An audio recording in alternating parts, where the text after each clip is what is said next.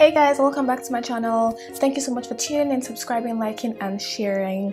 Today's video is going to be on anxiety and how to deal with that by yourself, so like through self-help or self-management. If you want to know some typical things about anxiety and how I actually cope with that and how I'm able to manage that, then yeah, and how you can also be able to manage that if that's something that you go through, then yeah, stay tuned to watch this video.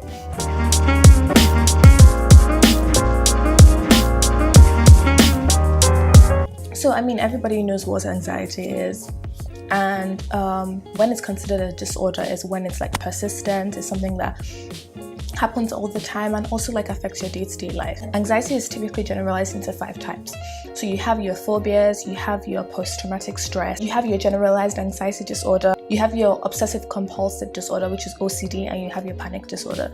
And these different ones have different meanings and ways that people actually diagnose them, which I would probably link some articles in which you can read more about it. I'm just going to talk briefly on each of them, and then I'm going to tell you which one I actually experience and how I'm able to cope day to day with that, because it's something really important. And I mean, like I've mentioned it countless times, that my channel is going to be here not also to entertain you, but also to help you with different parts of life and also give advice and self-help tips. The first one I'm going to be talking about will be phobias, which I mean everybody knows about phobias, but then you have like intense phobias about different things, which could be like fear of enclosed spaces. And people that have like actual intense phobias know how it feels when they're put in that position, how like sometimes they can't breathe. There are different things that happen. So many things that could go on. I've never experienced that, so I wouldn't be able to give like an insight to it, but yeah, phobias is one of them. The second one would be generalized anxiety disorder, which is what I've self-diagnosed myself with.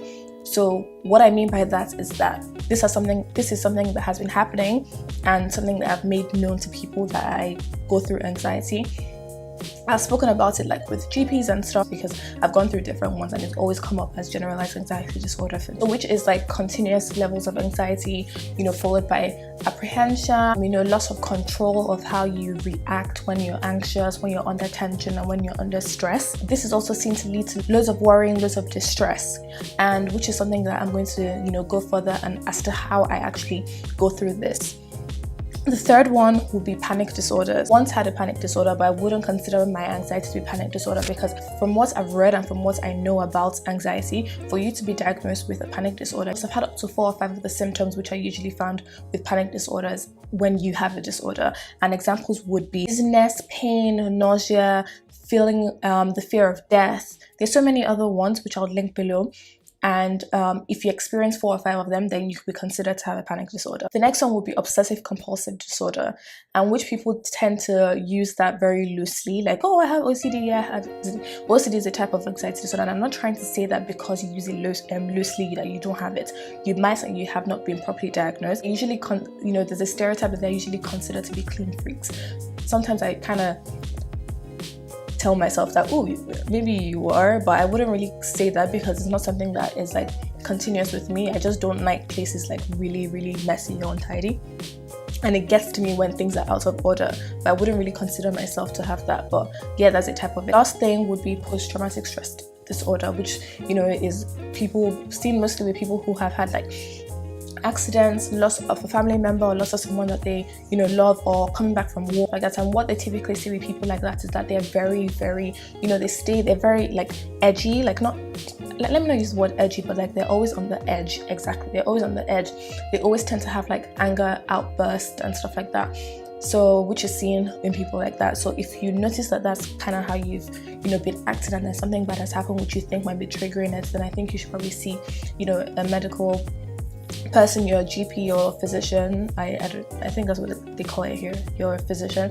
So yeah, that'll be like a great idea. So now coming into the self-help tips, I mean no means like trying to give you advice on anything, or telling you what works for me and how I've been able to control myself and be more great with how I work with my anxiety. So don't come for me if whatever I say doesn't work with whatever you said. I'm just trying to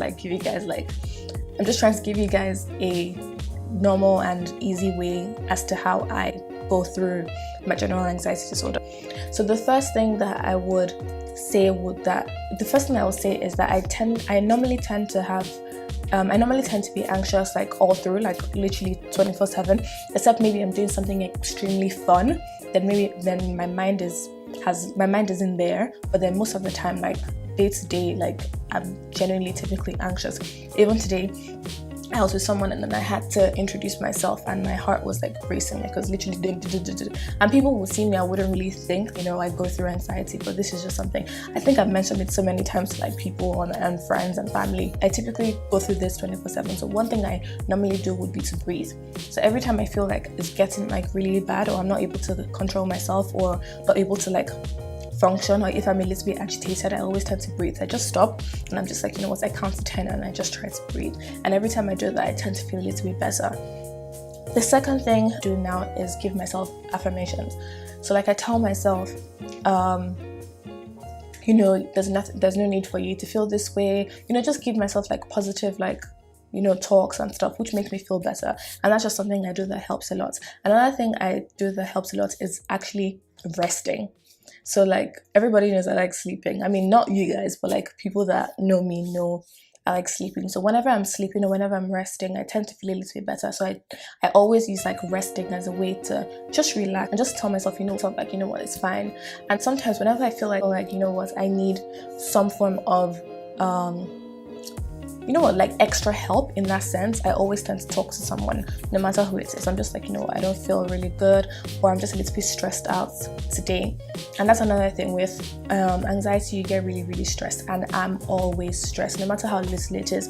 I just feel like everything is just like my life. I genuinely feel like my life is just about to end, which like to some people might be like exaggeration, but I genuinely feel like that. So I tend to talk to people. So if this is something that you go through and something that you feel, maybe talking to someone might be a good idea for you Another thing that works for me is limiting like anything with caffeine. So I don't take like Coke, I'm not like a coffee person. I don't do anything. I find that whenever I have like drinks that are like highly caffeinated, or just like energy drinks and stuff, like I go from like here to like here.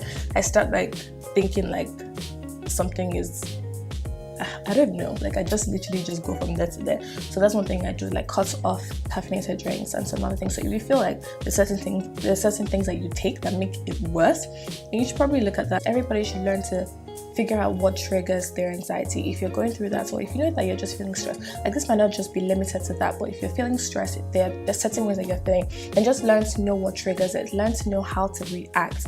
It's not every time that you just like burst out and stuff. Just learn to sit back and just try and get yourself together.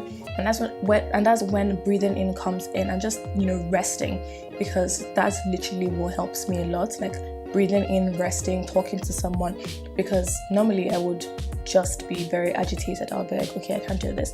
And also just trying to